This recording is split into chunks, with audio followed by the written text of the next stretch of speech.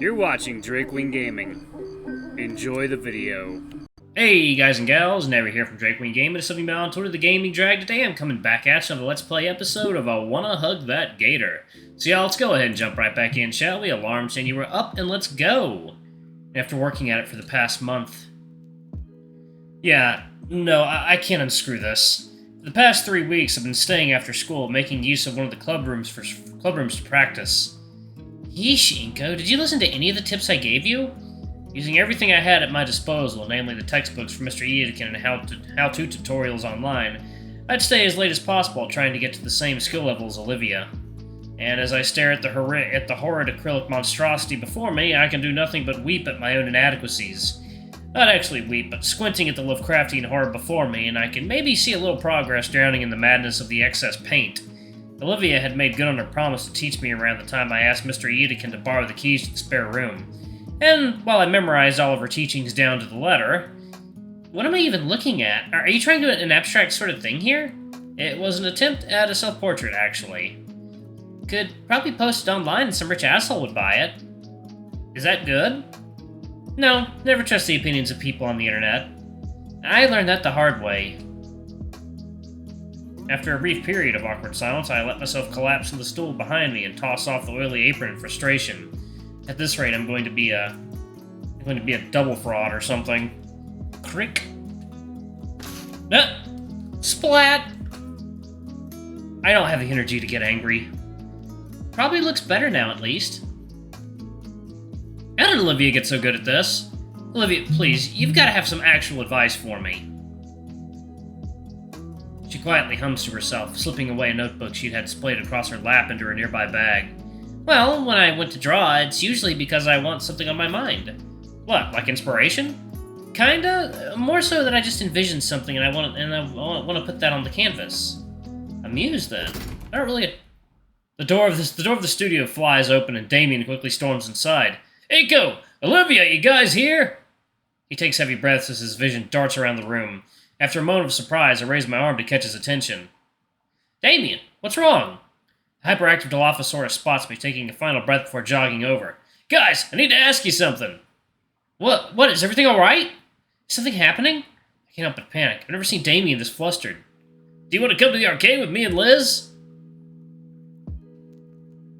Is that it? Yeah, that's what I said. Wait, when was this decided? I thought something bad had happened. Nope, just asking. Liz already has the card prepped and everything. Oh, I probably should have expected that, but still. How did you know where we were? How did you know we were here? I didn't. I just kept opening doors until I found you two. I've been at it for a while, actually. Damien's eyes dart to the canvas that lies on the floor next to me. You working on your next masterpiece? Ooh, painted sideways is probably one of your trade secrets, huh?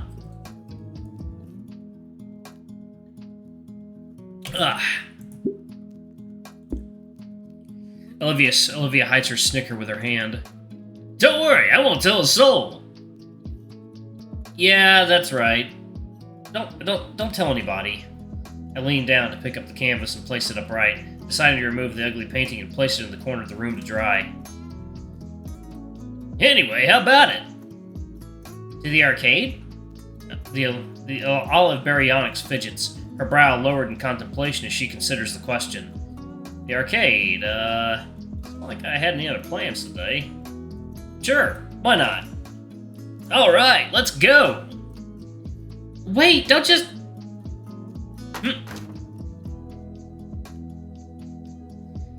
Nico, Olivia, there you are! Damien was taking so long to get to you, I was about to come find you myself! This time both Damien and I were wheezing for air. Despite Olivia's protests and hesitation, Damien had wasted no time in grabbing her by the handlebars and sprinting for the exit. I chased after them, all the while Olivia screamed like a banshee as she was pushed through the hallway at a breakneck pace. Yeah, I take a deep breath and stand upright. Olivia's claws have dug into her armrest. She's definitely trying to kill Damien with her glare, which he happily ignores. Why didn't you just message me or something? I wanted to, but... I didn't want to ruin your concentration, man. So instead, you kicked the art room door open? Yep. Liz had the good grace to look embarrassed on Damien's behalf. But yeah, I gave you a little bit of extra time, right? You've been staying late for forever now. I can't hide the wince. It hadn't occurred to me that more people would notice. Ha, relax, not like you're the only one. Yeah, I sometimes need to stay behind for student council and club meetings. Right, sure, come on, the car's in the student section. The Dino duo start toward the student parking lot, heading towards a rather old but well-kept sedan. Olivia grumbles silently to herself, but follows after nonetheless. Come on, dude! It'll take a few minutes to get Olivia and then 30 to get to the arcade. It won't take that long, damn it. Olivia huffs and wheels herself to the passenger side, opening the door for herself. Do you need any... It's fine. To punctuate her statement, Olivia uses her strong arms to lift herself on her armrests. Then, with more grace than I thought possible from the olive-scaled girl, she manages to flop down into the passenger seat.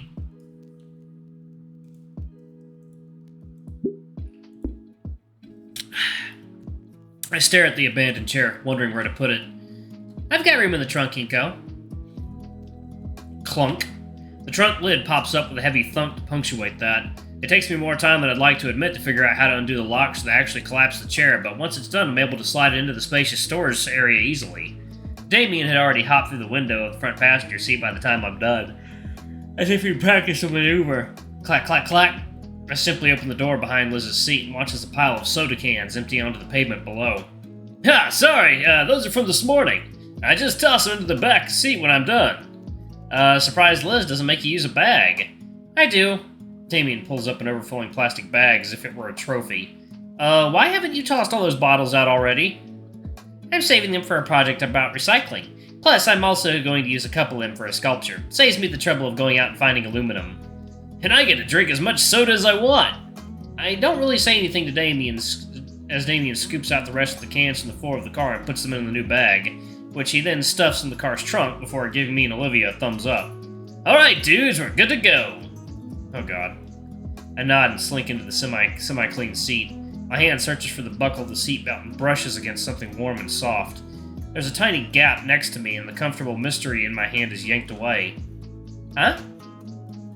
I look to Olivia, her hand held to her chest. Her green face has a scarlet tinge, and her mirror-shade eyes glare holes through my head. You okay? The emerald-scaled girl turns her maw from me. I stifle a mystery chuckle at that.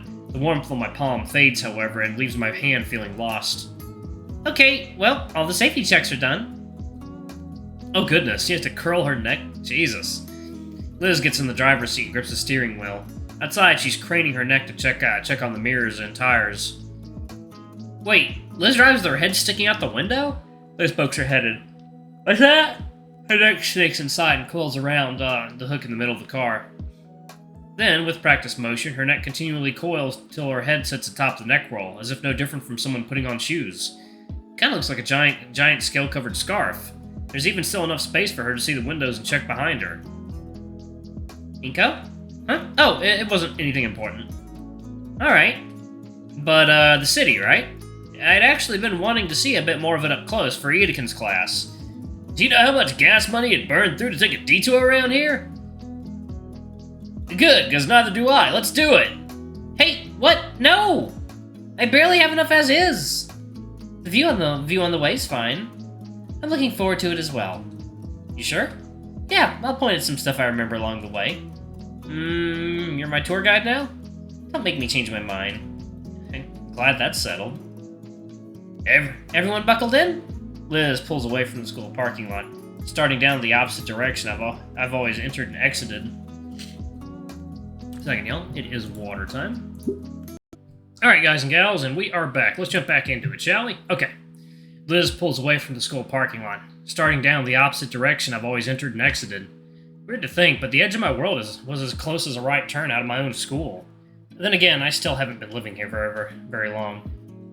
Anybody want a station? I don't think I've ever listened to the radio here, either. Liz and Olivia hardly seem to glance in Damien's direction as well. Yeah, suit yourselves! Within the span of a few seconds, the natural ambience of the road is replaced with the loud sounds Loud sound of decades-old rock music, sending vibrations throughout the car and everybody in it. Just as fast as it comes, however, it stops as Liz haphazardly yanks the volume knob counterclockwise, turning the music down to a bearable level. Damien frowns for a moment, but he doesn't seem to contest her decision.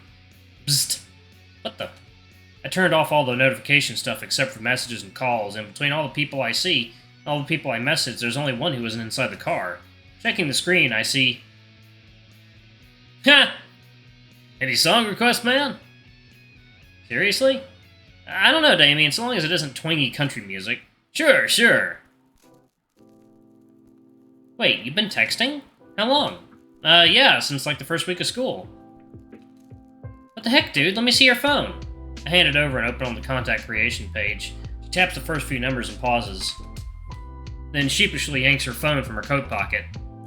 She doesn't know her own number? Olivia finishes tapping her number in and hands it back. She's entered herself as Live Long. Huh. Sounds vaguely oriental. Bzzzt. Test. Yep, got it. Bzzzt. Ah! That was uncalled for. That's why I sent it. She giggles at her own joke, despite being the butt of it, and the mood of the car is too high to hold it against her. Before long, the dense forestry starts giving way to more urban developments. More and more decorative palm trees start dotting the paths as well. The silhouette of the city gets closer, and we approach one of those spaghetti junctions leading up to it. The result of decades of poor infrastructure decisions, multi-million-dollar projects promising to fix all the traffic if they just built one more overpass. Olivia's paying close attention to her phone. She scrolls lazily through some forum. What's so funny? Oh, nothing. Hey. Lizard Lounge? Oh boy, you're browsing that? You're still browsing that, Olivia? Yeah? What is it? Don't tell him. It's this weird exclusionary chat room. They only allow dinosaur women. Men, and rather specifically human men, are banned. Racial segregation! Olivia showed me once. The people on it are really weird. Humans are banned? You weren't supposed to tell him.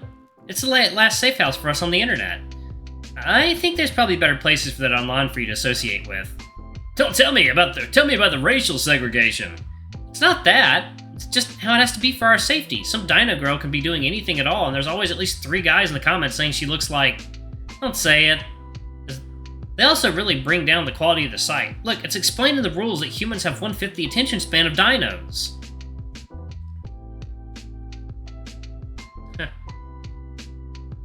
Alright, I'm going to pause it right there. Thank you all so much for watching. Don't forget to like, comment, subscribe, ring that notification bell, and check out our Patreon if you can. It always helps. Before I go, I'm going to give a quick shout out to all of our lovely patrons. Thank you all for all I do for the channel. We greatly appreciate your support. Anyway, I love you all, and I'll see you all in the next video. Bye-bye!